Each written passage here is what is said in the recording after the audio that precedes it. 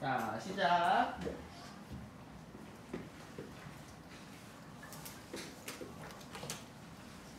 자, 이번 시간에는요, 우리 지난 시간에 배웠던 서유럽에 이어서 그 같은 시기에 동유럽은 어떠했는지를 볼 건데, 동유럽은 그 전에 배웠던 로마 제국이 동서로 분열된 다음에 그 중에 동쪽에 위치했던 동로마 제국이 아직 남아 있었어. 하지만 이 동로마 제국은 기존에 있던 로마 제국과는 여러 가지 다른 모습이 보였고요. 그래서 후대의 역사가들은 이 나라를 로마 제국이라고 하기보다는 비잔티움 제국이라는 이름으로 많이 부릅니다.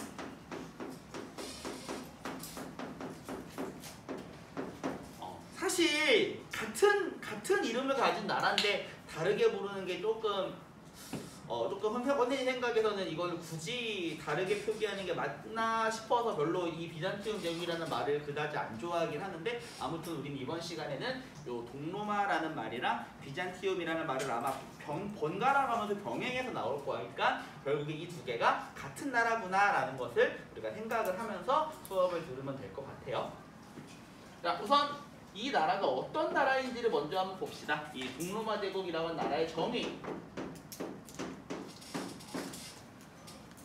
그냥 이름만 봐서는 말 그대로 동쪽에 있는 로마 제국이죠. 네, 로마가 동서로 분열됐잖아. 네, 로마의 동서 분열 이후 동쪽 지역이죠. 동쪽 지역. 동쪽에 위치했던 지역이고요. 그러면은 이 동로마 제국의 중심 지역은 어디였을까? 지난번에 우리 콘스탄티누스 대제가 수도를 옮겼던 곳, 콘스탄티노폴리스. 콘스탄티노폴리스와 그 주변 지역인데,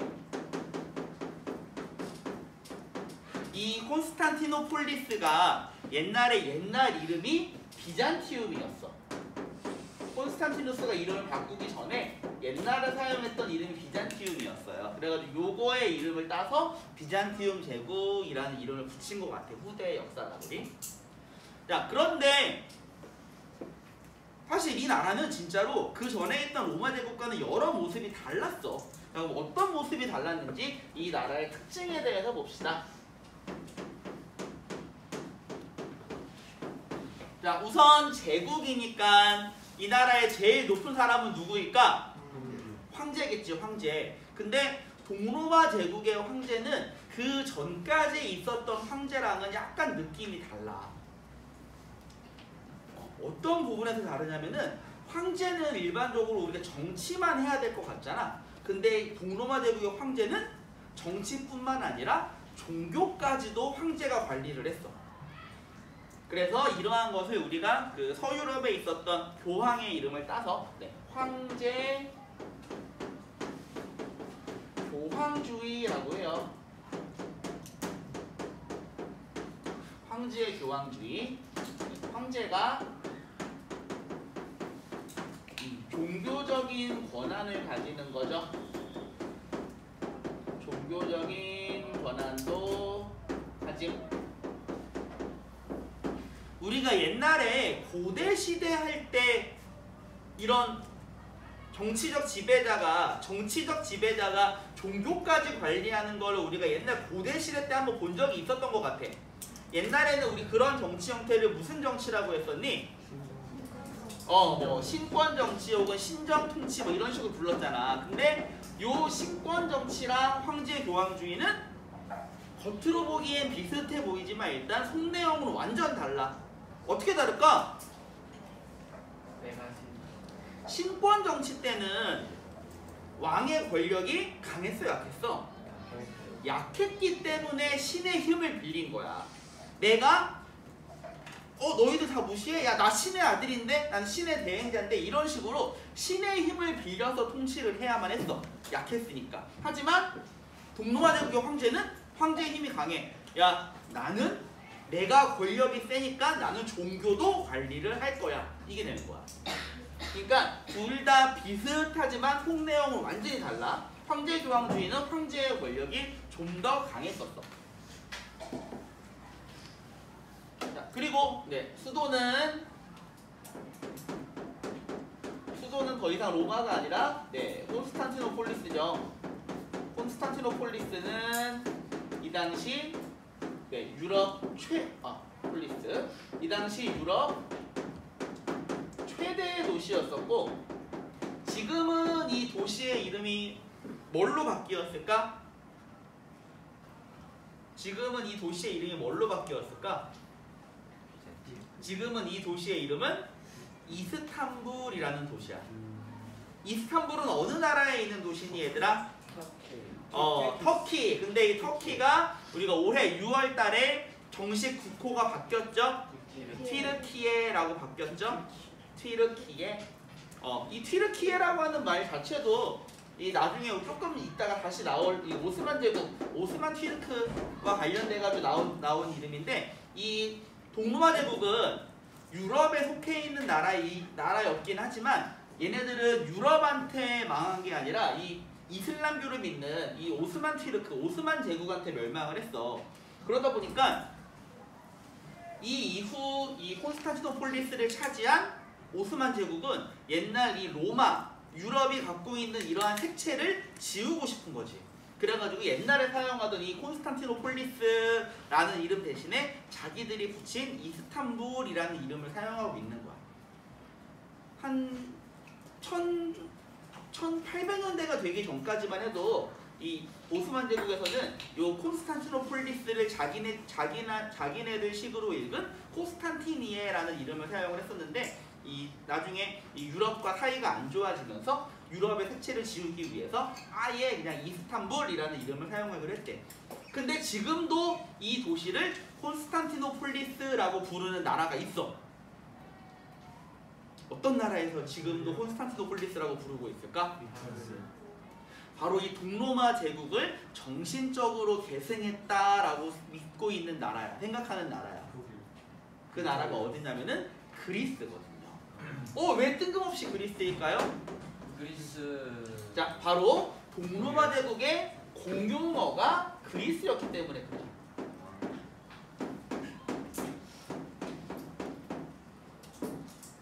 자, 당시 로마에 살고 있던 사람들은 로마라고 하는 나라가 강력한 나라인 건 알았지만 얘네들이 공부를 하고 똑똑해지면서 사실은 우리 로마의 문화가 다 그리스에서 온 거구나 라는 것을 알게 되었어.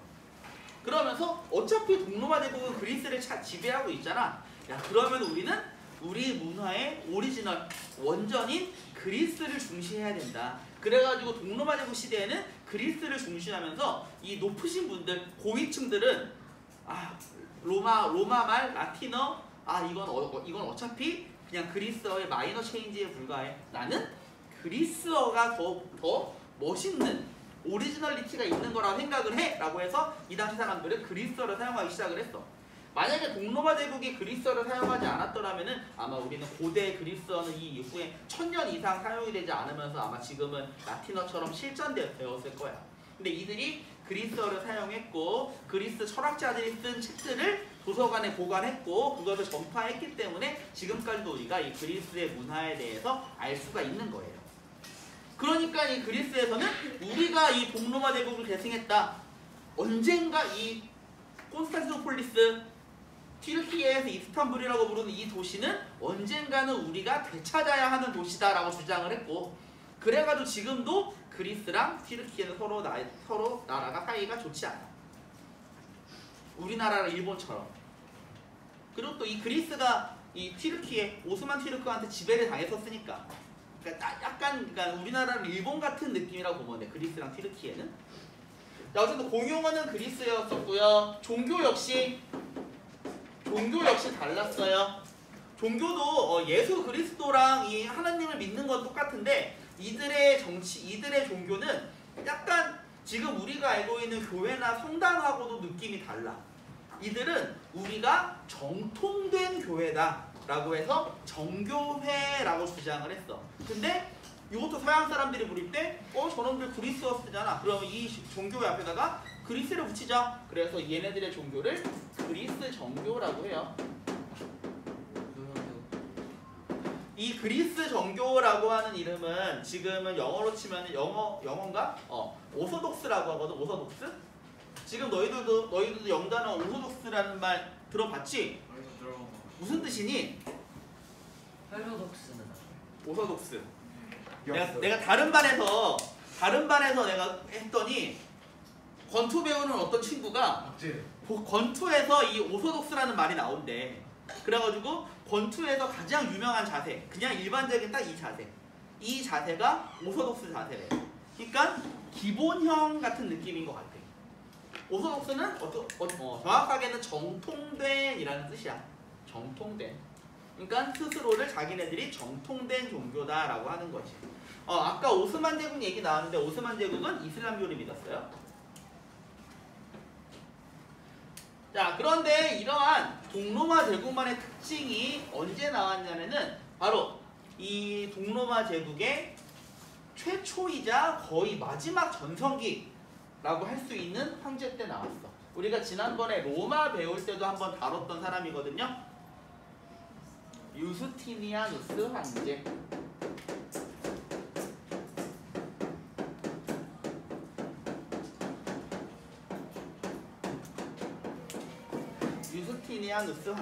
유스티니아누스 황제는요, 신분이 높지 않아요. 이 사람은 아버지는 농민이었고 황제의 부인, 그러니까 황후는 서커스단 출신이었대. 그러니까 황제는 농민, 황후는 서커스단. 뭔가 말도 안 되는 조합이긴 한데 어떻게 이런 사람이 황제가 되었을까? 그리고 서커스단이 어떻게 황후가 되었을까? 자, 우리 로마 배울 때 했었죠. 로마에서는 황제를 어떤 사람들이 한다고 했어? 자기 자식들에게 물려주기도 하겠지만 일반적으로는 자기 부하들 중에서 가장 똑똑한 사람, 가장 뛰어난 사람에게 넘겨준다고 했지? 그러니까 이 사람은 농민의 아들이긴 하지만 그만큼 능력이 뛰어났던 거야. 그렇기 때문에 황제가 될 수 있었겠죠. 자, 그렇지만 내가 능력이 뛰어나서 황제가 되긴 했는데 그래도 농민의 아들이라고 하는 건 사실은 지울 수가 없어. 그래가지고 농민의 아들이 황제가 됐어. 그러면 일반적인 사람들은 야, 저 사람은 정말 뛰어난가 보다 라고 생각하기보다는 와, 감히 농민 따위가 황제가 돼? 이런 생각을 하게 된단 말이지. 그러면은 이 농민이면서 황제가 된 이 사람은 내가 황제가 될 자격이 있다는 걸 보여주기 위해서 어떻게 해야 될까? 본인의 능력을 보여줘야겠죠. 근데 본인의 황제의 능력을 어떻게 보여줬을까요? 영토를 넓힌 거. 전쟁을 통해서. 그러면서 이 유스티니아누스 황제가 제일 강조했던 건 뭐냐면은 우리나라 이름은 뭐야? 로마야. 로마면은 당연히 어디를 차지해야 돼? 로마를 차지해야 돼. 자, 그래서 유스티니아누스 황제는 바로 군대를 동원해가지고 이탈리아를 공격을 해서 로마를 되찾는데 성공을 해요. 그래서 옛 로마의 영토를 회복해. 그래서 유스티니아누스는 이 로마가 동서로마로 분열된 이후 로마를 차지했던 마지막 동로마 제국 황제야. 자, 그리고 이렇게 로마를 회복하고 나서 이제 국내도 관리를 해야겠죠. 그래서 우리가 지난번에 한번 언급됐던 법을 이 사람이 정비를 해. 법령을 정비해서 편찬했던 게 로마법 대전이었었지요. 로마법 대전. 다른 말로는 이 사람 이름을 따서 유스티니아누스 법전이라고 한다고 했었어요. 자, 그리고 이렇게 영토도 넓히고 법도 만들고 황제는 위대해. 그래서 이 사람은 더더욱 여기에서 이 황제 자신을 신격화시키기 시작을 했어. 그러면서 이 동로마 영토 전체를 5개의 구역으로 나눈 다음에 그 5개의 구역에다가 종교적 책임자를 한 명씩 배치를 해. 그런 다음에 그 중에서 가장 높은 종교의 최고 자리를 황제 자신이 직접 차지를 한 거야. 바로 우리가 아까 배웠던 이 황제 교황주의를 확립시킨 사람이 바로 이 사람이에요. 당시 있었던 5개의 교구가 뭐가 있었냐면은 콘스탄티노폴리스, 예루살렘, 안티오크, 그다음에 알렉산드리아, 마지막으로 하나가 로마였던 거야. 그리고 이 로마의 종교를 책임지던 사람이 로마 교황이었고, 그러니까 이 당시에 로마 교황은 유스티니아누스 황제의 밑에 있던 사람이야. 근데 나중에 로마를 빼앗기면서 이 로마의 교황이 이 동로마의 황제랑 떨어지게 돼. 그래서 이 로마의 교황은 이 동로마 황제의 지배에서 벗어나기 위해서 자기가 갖고 있던 황제의 관을 누구한테 줬어요? 아까 배웠던 프랑크 왕계 카롤루스에게 준 거지. 이렇게 이 서로마의 교회, 이 서유럽과 동유럽의 종교가 분리가 된 거야. 이런 식으로. 자, 그 다음에 유스티니아누스는 또 자기의 이런 위대함을 보이기 위해서 수도인 콘스탄티노폴리스에다가 굉장히 엄청나게 큰 건물을 하나 지었. 바로 성 소피아 성당. 요거는 그리스어로는 하기야 소피아라고 하고요. 지금 튀르키예어로는 아야 소피아라고 해. 자, 이 성소피아 성당의 사진은 교과서 83페이지에 나와 있죠. 83페이지에 나와 있죠. 가운데에 도움 같은 게 있고요. 자, 이런 옆에 있는 4개의 탑. 근데 이 4개의 탑은 나중에 오스만 제국이 세운 거고, 가운데에 있는 건물만 이 비잔티움 제국, 동로마 제국 때 만들어진 건데, 요게 보면은 근데 사실 교회나 성당이라기보다는 이슬람교 사원처럼 생겼어. 이게 왜 그랬냐면은 바로 이슬람교에서 이러한 비잔티움 제국, 동로마 제국의 양식을 본따 가지고 자기네들의 사원이 모스크를 만들었기 때문에 그래. 자, 이렇게 유스티니아누스 황제는 여러 가지 일을 많이 했는데, 그 중에서도 이 영토 로마를 차지하기 위해서 전쟁을 좀 많이 했어. 자, 전쟁을 많이 하면은 뭐가 필요하니? 돈이 필요하겠죠, 돈. 그래서 근데 이 유스티니아누스 황제는 영토를 넓히면 새롭게 개척한 영토에서 세금을 거두면 그걸로 충분히 충당을 할 수 있다라고 계산을 하고 전쟁을 했던 거야. 근데 여기에서 황제조차 계산할 수 없었던 일이 벌어져요. 바로 동로마 제국에 전염병이 돌았어. 그러면서 사람들이 많이 죽어나가니까 이러한 사람들한테 세금을 걷기는 힘들겠지. 그래서 나라의 재정이 부족해지고, 이 나라의 재정이 부족해지니까 군사력이 약해지겠죠. 근데 이 나라 이름은 로마야. 로마 하면은 그 당시 세계 최고의 이름인 거지. 근데 세계 최고의 이름을 가진 나라가 힘이 약해. 그럼 어떻게 될까? 주변에 있는 나라들이 건드린 다음에 약하네. 야, 나는 로마를 이겼어. 이렇게 자랑할 만한 내용이 되는 거야. 그래서 이 동로마 제국은 유스티니아누스 황제 이후에 주변 민족의 침입을 굉장히 많이 받아요. 이후 주변 민족의 침입,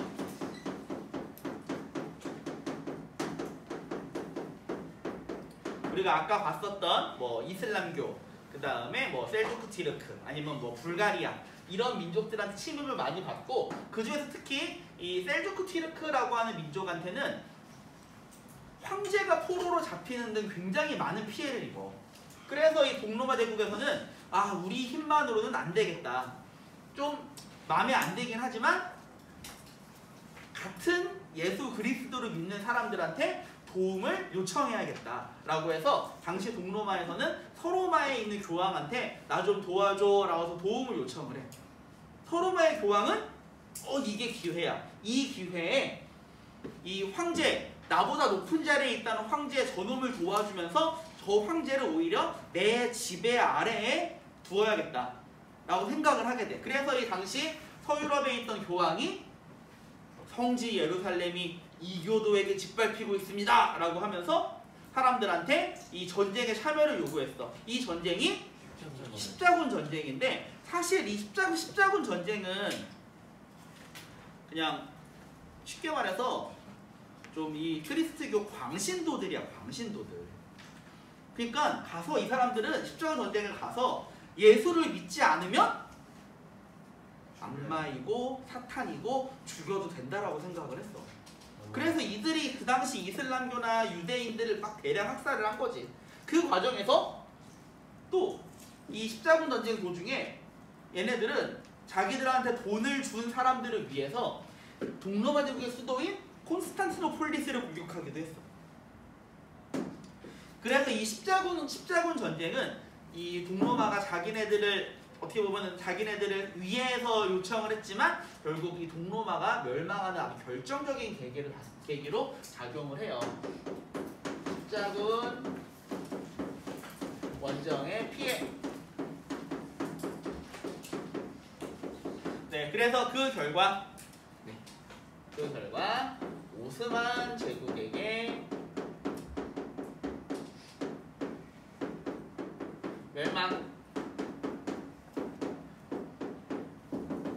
그렇긴 하지만 이 동로마 제국은 이 로마가 분열된 다음에 거의 1000년 정도 이 동유럽을 지키면서 이 이슬람 제국이나 이런 다른 민족들의 침입을 막아내는 역할을 했어.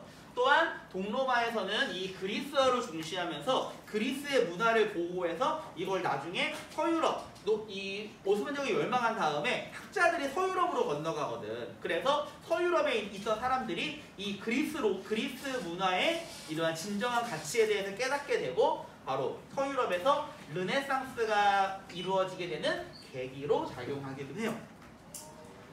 자, 그러면은 오늘은 촬영은 여기까지 하고 교과서 83페이지 오른쪽 밑에